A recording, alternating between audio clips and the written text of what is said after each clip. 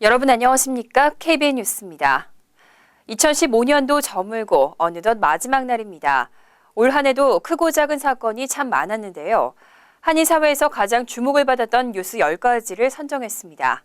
첫 번째 뉴스입니다. 올해 내일업계는 뉴욕타임즈의 탐사 보도로 시작된 파문으로 큰 타격을 받았습니다. 대대적인 단속이 휩쓴 후에야 기사에 대한 오류 시비가 불거졌고 결국 뉴욕타임즈 역시 나중에는 오류를 인정했습니다. 하지만 이미 시작된 단속과 임금 채권 시행 등 내일업계에 불어닥친 폭풍은 막을 수 없었습니다. 보도에 전상희 기자입니다. 지난 5월 뉴욕타임즈가 두 차례 탐사 보도를 통해 내일업계의 열악한 근로 환경을 보도한 후 뉴욕 일원 내일업계는 물론 한인 사회가 큰 혼란에 빠졌습니다. 기사가 나가자 뉴욕주는 내무국과 노동국, 보건국, 조세재정국, 종업원 상해보험위원회 등 업소 운영과 노동규정감독기관들로 이루어진 특별 단속반을 구성하고 대대적인 단속에 들어가 지금까지 총 2,600여 건을 적발한 것으로 나타났습니다. 한인내일협회를 중심으로 단속에 대비한 간담회와 세미나를 잇따라 개최하고 대책 마련을 했지만 주정부의 단속을 피하기에는 역부족이었습니다. 또한 종업원 수에 따라 최소 2만 5천 달러부터 최고 12만 5천 달러까지 의무적으로 구입해야 하는 임권 채권 시행을 놓고 업계는 주정부와 법정 공방까지 벌였지만 이달 초 소송이 기각되면서 또다시 큰 충격을 받았습니다. 뉴욕타임즈의 기사 오류에 대한 공방도 뜨거웠습니다. 전직 뉴욕타임즈 기자는 기고문을 통해 오해의 소지가 있는 묘사로 일부의 사례를 전체로 확대 해석했다고 비판하고 뉴욕포스트와 비영리 언론기관 리즌닷컴도 뉴욕타임즈의 보도를 비판하는 기사를 잇따라 게재했습니다. 급기야 뉴욕타임즈도 기사의 오류를 인정했습니다. 뉴욕타임즈에 논란이 되는 기사를 심의하는 퍼블릭 에디터는 중국계 신문의 번역 과정에서 오류가 있었으며 일당 10달러의 직원 종업원들의 건강 문제 등은 아무런 증거를 제시하지 않았다며 소수의 문제를 업계 전체의 문제로 확대한 것은 잘못이라고 결론을 내렸습니다. 하지만 기사 내용의 진위 여부와 관계없이 이미 내일업계는 큰 타격을 받았고 주정부의 단속 또한 계속되고 있습니다. 내일협회는 내년 1월 대규모 시위를 통해 주정부의 무분별하고 차별적인 규정 적용에 항의할 계획입니다. KBN 뉴스 전상입니다. 뉴욕 한인회는 한지붕 두 회장이라는 초유의 사태가 발생했습니다. 34대 뉴욕 한인회장 선거에는 민승기 회장과 김민선 회장이 출마해 6년 만에 경선이 예상됐었는데요. 공정한 경쟁은커녕 뉴욕 한인회장 선거는 결국 파행으로 끝났습니다. 정세진 기자가 보도합니다. 지난 2월 20일 뉴욕 한인회관에서 있은 제34대 뉴욕 한인회장 선거 후보자 기호 추첨. 민승기 후보가 1번, 김민선 후보가 2번을 배정받아 뉴욕 한인회장 선거는 6년 만에 경선으로 치러지게 됐습니다. 문제는 바로 다음 날 선관위가 긴급 기자회견을 열어 김민선 후보를 선거법 위반으로 후보 자격을 박탈하면서 시작됐습니다. 선관위의 결정에 김민선 후보 측이 즉각 반발하면서 양측의 끊임없는 공방이 시작되었고 5월 1일 회장 취임식은 한인회관 안과 밖에서 각각 치러져 결국 2명의 뉴욕 한인회장이 탄생하는 초유의 사태가 발생했습니다. 취임식 과정에서 자물쇠를 부수고 몸싸움을 벌이는 등 물리적인 충돌까지 일어나 고소 고발이 이어졌고 이 과정을 뉴욕타임즈가 보도하면서 한인사회의 큰 오점으로 기록됐습니다. 양측의 공방이 장기화되면서 뉴욕 한인회는 한국 정부로부터 분규단체로 지정되는 수모를 겪어야 했으며 한인사회 역시 둘로 나뉘어져 우울한 한 해를 보내고 있습니다. 현재 뉴욕 한인회장 사태는 법적 공방 중이며 수차례 연기된 재판은 오늘 1월 20일로 예정되어 있습니다. KBN 뉴스 정세진입니다. 많은 이민자들이 손꼽아 기다렸던 오바마 대통령의 이민개혁 행정명령은 결국 올해 안에 시행되지 못했습니다. 추방유예 혜택을 받을 수 있는 서류 미비자를 확대하도록 한 제2차 이민개혁 행정명령은 내년에도 시행될 수 있을지 미지수입니다. 지난해 11월 오바마 대통령이 발동한 이민개혁 행정명령 47만 명의 불법 이민자에 대한 추방 유예를 주요 내용으로 하고 있습니다. 올해 2월 시행을 앞두고 텍사스주를 비롯한 26개 주정부에서 이 행정명령이 대통령 권한의 남용이라며 행정명령 중단을 요구하는 소송을 제기했고 연방법원은 주정부들의 손을 들어줘 2월 18일 접수 예정이던 확대된 청소년 추방유예와 5월 예정이던 부모 추방유예 접수가 무기한 연기됐습니다. 백악관은 법원의 결정이 대통령의 적법한 정책 시행을 막는 잘못된 결정이라고 비난하고 즉각 항소했지만 지난 11월 9일 뉴올리언스 제5순회 항소법원은 텍사스 연방지법의 행정명령 시행 중지 명령이 유효하다는 판결을 내려 이민개혁 행정명령의 연내 실현은 물거품이 됐습니다. 결국 이민개혁 행정명령의 시행 여부는 대법원의 손으로 넘어갔습니다. 행정부는 대법원이 내년 6월 이전에 판결을 내려줄 것으로 기대하고 있지만 합헌 결정이 내려진다고 해도 준비 기간을 감안하면 2017년 1월 임기가 끝나는 오바마 대통령 재임 기간 중 시행 여부는 불투명합니다. 마침내 설날이 뉴욕시 공립학교 정식 휴교일로 지정됐습니다. 빌 드블라지오 뉴욕시장은 지난 6월 한인 등 아시아계 커뮤니티 관계자 100여 명이 모인 자리에서 설날을 휴교일로 지정한다고 밝혔습니다. 우리 민족 전통 명절 중 하나인 설날이 마침내 뉴욕시 공립학교의 휴교일로 지정됐습니다. 지난 6월 23일 빌 드블라지오 뉴욕시장은 퀸즈 플러싱에 위치한 PS20 초등학교에서 기자회견을 열고 설날을 뉴욕시 공립학교의 휴교일로 지정한다고 밝혔습니다. 설날이 뉴욕시 공립학교 휴교일로 지정됨에 따라 내년도 설날인 2월 8일에는 학교에 가지 않아도 됩니다. 뉴욕시가 설날을 공립학교 휴교일로 지정한 데에는 뉴욕주 상원에서 만장일치로 법안이 통과되고 하원에서도 통과가 유력시되자 압박을 느낀 드블라지오 시장이 먼저 설날을 휴교일로 지정하겠다는 제안을 주의회 측에 해온 것으로 알려지고 있습니다. 또 드블라지오 시장은 선거 공약으로 설날 휴교일 지정을 약속했습니다. 뉴욕 한인학부모협회와 한인사회는 성명서를 통해 설날 공립학교 공휴일 지정은 뉴욕시 1770개의 공립학교에 300만이 넘는 학생들에게 아시아의 문화와 명절을 이해하고 공유하는 데 산교육이 되고 정치와 경제에도 큰 영향력을 줄 것이라고 평가했습니다. KBN 뉴스 전상입니다. 지난 1월 21일에는 뉴저지 에지워러의 고급 아파트 단지 아발론에서 화재가 발생해 단지 전체가 전소되는 사건이 있었습니다. 입주 한인들도 큰 피해를 입었는데요. 천여 명의 이재민들이 아발론 측에 보상 관련 집단 소송을 제기했고 아직도 재판이 진행 중입니다. 지난 1월 21일 오후 4시 30분경 뉴저지 에지워터의 아파트 단지 아발론에서 화재가 발생했습니다. 긴급 출동한 소방차가 진화 작업에 나섰지만 불길이 옆 건물로 번지면서 단지 전체로 확산됐습니다. 시뻘건 화염은 지상에서 약 150m 상공까지 치솟아 강 건너 맨해튼에서도 목격되는 등 시민들을 공포에 떨게 했습니다. 화재의 원인은 한인이 거주하던 유닛에서 배관 공사를 하던 아파트 측 인부들의 용접 중 실수로 밝혀졌습니다. 한인 피해 가구는 23가구로 60여 명의 한인들이 어려움을 겪었습니다. 뉴욕 총영사관은 임시 여건 발급 등 행정적인 지원을 했고 뉴저지 한인회 등 한인단체들도 한인 이재민 돕기에 적극적으로 나섰습니다. 현재 한인을 비롯 천여 명의 이재민들은 아발론 측이 고용한 직원들이 사고를 일으킨 만큼 보상을 해야 한다며 집단 소송을 제기해 재판이 진행 중입니다. KBN 뉴스 정세진입니다. 재외선거 추가 투표소 설치 등 공직선거법 개정안이 국회 본회의를 통과했습니다. 내년 4월에 있을 20대 총선은 공관 외 추가 투표소가 설치되고 영구 명부제가 도입되면서 재외선거인 신고 신청이 간편해졌습니다. 지난 12월 9일 국회 본회의를 통과한 개정안은 신고 단계에서 여권 사본 및 국적 확인 서류의 첨부를 폐지하고 투표소에서 신분 증명서와 국적 확인 서류를 제시하도록 했습니다. 또 지난 재외선거에 등록한 선거인들의 경우 변동사항이 없는 한 재등록하지 않아도 됩니다. 그 밖에 추정 재외국민 수가 4만 명 이상인 경우 매 4만 명당 1개 투표소에 추가 설치를 허용하는 내용을 담고 있습니다. 기존에는 해외 공간마다 한 곳의 투표소가 지정됐지만 개정안 통과에 따라 내년 총선부터 뉴욕 뉴저지 일원에 추가 투표소를 설치할 수 있게 됐습니다. 뉴욕 총영사관에 따르면 관할 지역인 뉴욕 뉴저지, 커네티컷, 펜실베니아, 델라웨어주에 거주하는 재외선거인은 약 14만 명으로 추정됩니다. 따라서 한인 인구가 많은 퀸즈나 뉴저지, 필라델피아 중 두 곳에 추가 투표소가 설치될 것으로 예상됩니다.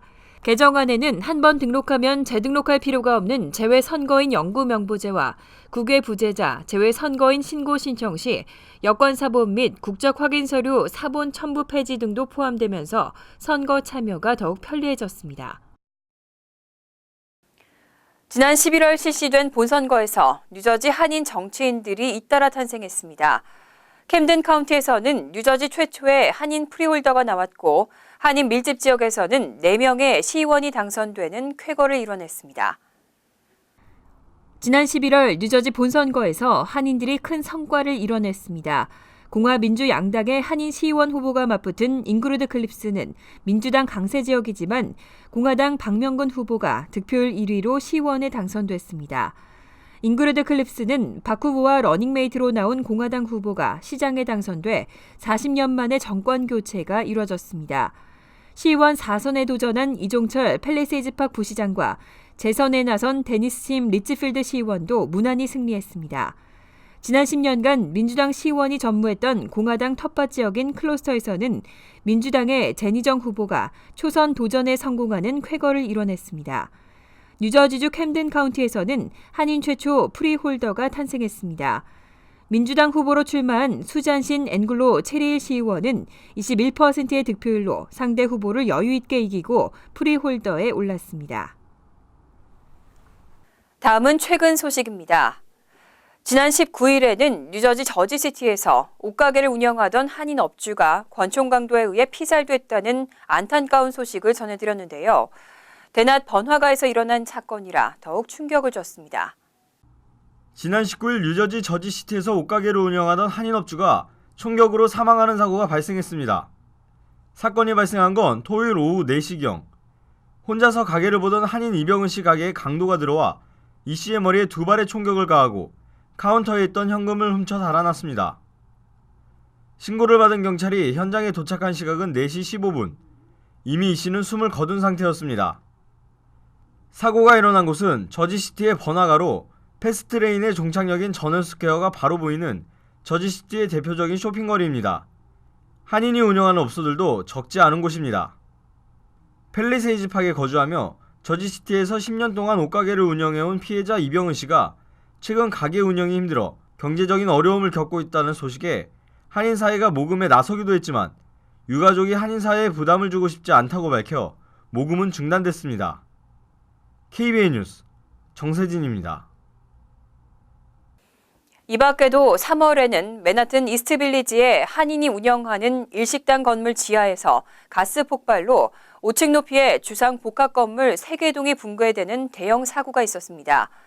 또 4월에는 뉴저지 출신의 뉴욕 대학생 주원문 씨가 북한에 억류됐다는 소식도 있었습니다. 주 씨는 억류 6개월 만인 지난 10월 판문점을 통해 한국으로 돌아왔습니다. 지금까지 올 한 해 발생한 한인사회 주요 소식들을 전해드렸습니다. 계속해서 2부 뉴스가 이어집니다.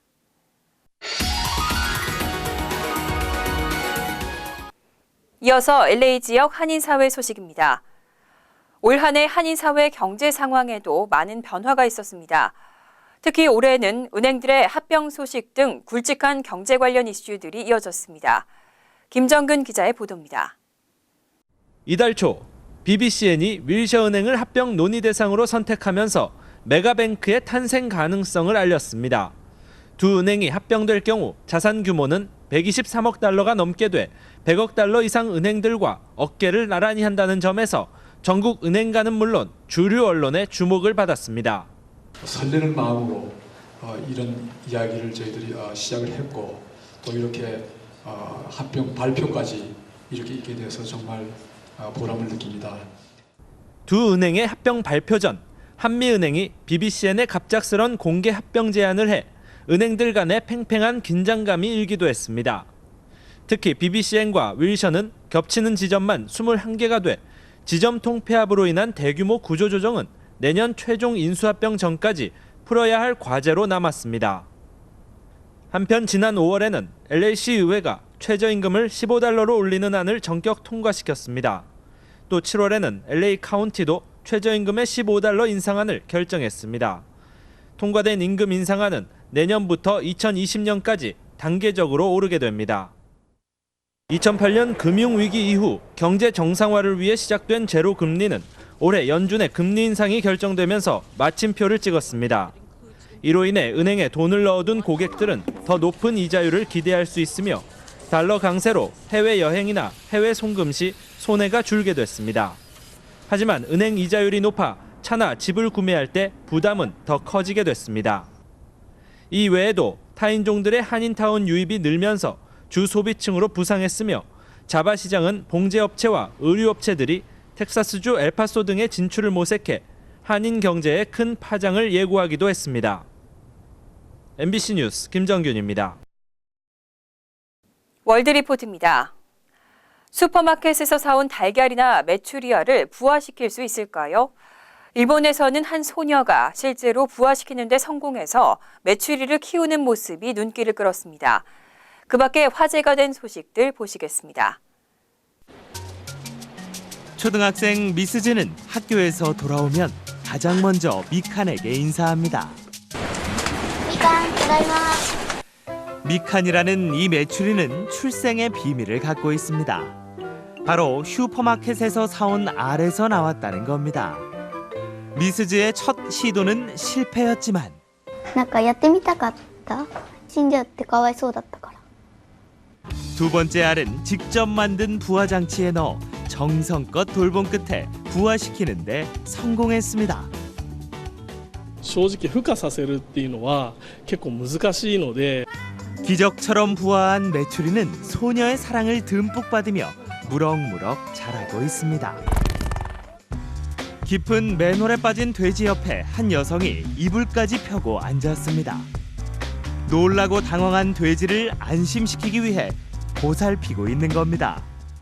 미들턴 씨가 아들처럼 키우던 애완돼지 베이컨이 맨홀에 빠진 건 지난주 수요일. 911이나 동물보호협회에 구조를 요청했지만 소용이 없자 직접 맨홀로 들어갔습니다. This is my baby. Help me bring my baby home. He means the world to me. 미들턴 씨의 간곡한 호소에 애틀랜타 소방당국은 소방관 16명과 기중기까지 동원해 90kg의 베이컨을 끌어내는 데 성공했습니다. It's a pretty heavy pig, so instead of trying to just send someone down there to lift him out, we had to get some equipment down here to do that, to make sure that the pig was safe and to make sure that our crews were safe.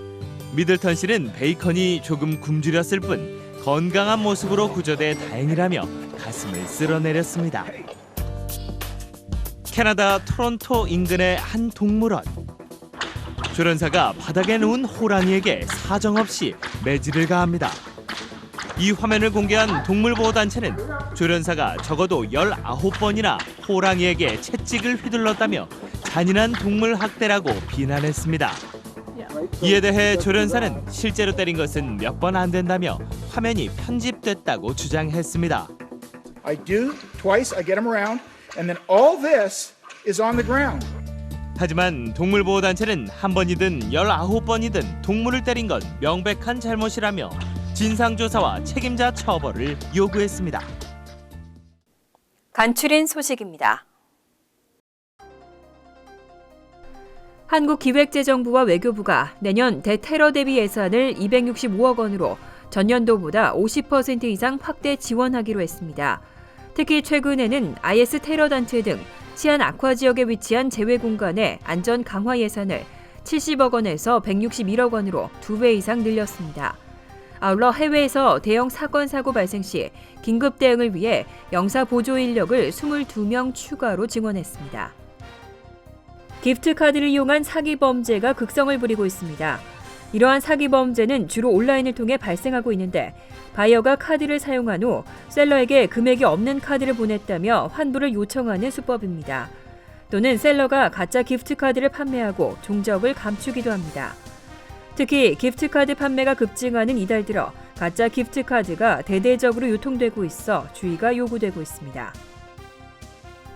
나소 카운티 장외경마 도박공사가 최근 벨몬트팍 경마장에 위치한 10만 스퀘어피트 부지에 미니 카지노를 건설할 계획이라고 밝혔습니다.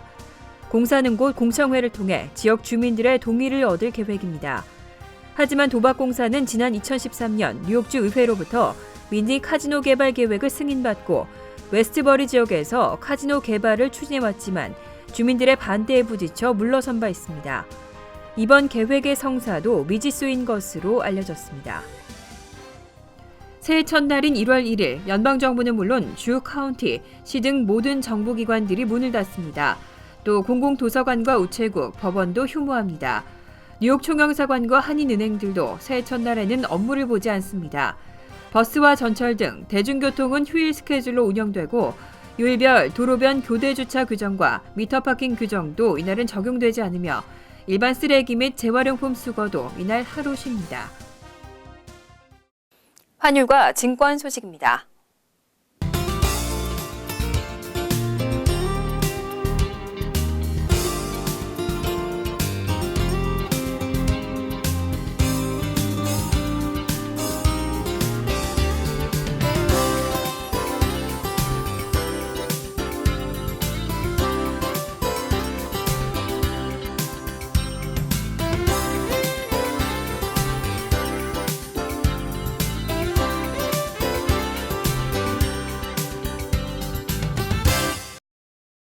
이어서 날씨입니다.